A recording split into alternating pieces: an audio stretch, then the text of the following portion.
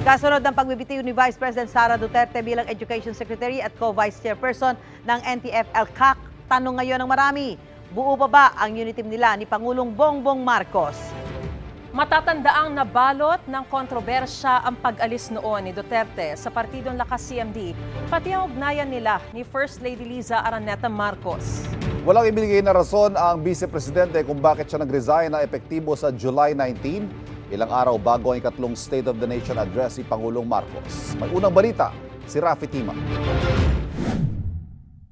Ang aking pagbibitiw ay hindi lulan ng kahinaan, kundi dala ng tunay na malasakit para sa ating mga guro at kabataang Pilipino. Ito ang mensahe ni Vice President Sara Duterte matapos kumpirmahing nagbitiw na siya bilang Education Secretary. Ayon sa Vice, nagbigay siya ng 30-day notice para masiguro ang maayos na transition. Base sa kanyang resignation letter, irrevocable ang kanyang pagbibitiw bilang kalihim ng DepEd at co-vice chairperson ng NTF-ELCAC. Bagamat hindi ako magpapatuloy na mamamahala sa kagawaran, patuloy pa rin nating itataguyod ang kalidad ng edukasyon na nararapat para sa Pilipino. Mananatili akong isang ina na nagmamatyag at titindig para sa kapakanan ng bawat guro at bawat mag-aaral sa Pilipinas. Sa kanyang talumpati, hindi nabanggit ni VP Sara kung bakit siya nagbitiw. Hindi na rin nagbigay ng dagdag na pahayag kaugnay nito ang kanyang kampo.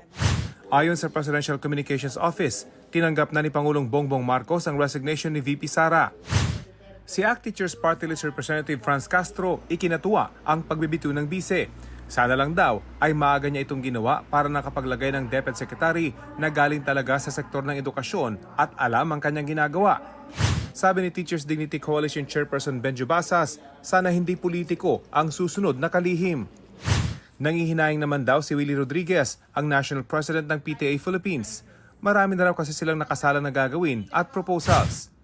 Ilang Vice Presidente na rin ang nagbitiw noon sa gabinete, gaya ni na dating Vice President Salvador Laurel, Joseph Estrada, Gloria Macapagal Arroyo, Teofisto Gingono Jr., Jejo Marbinay at Leni Robredo. Ang pagbibitiw sa gabinete ni VP Sara, panibagong yugto ng usapan kung buo pa ba ang unit team. Kamakailan lang ay sinagot ito ni VP Sara.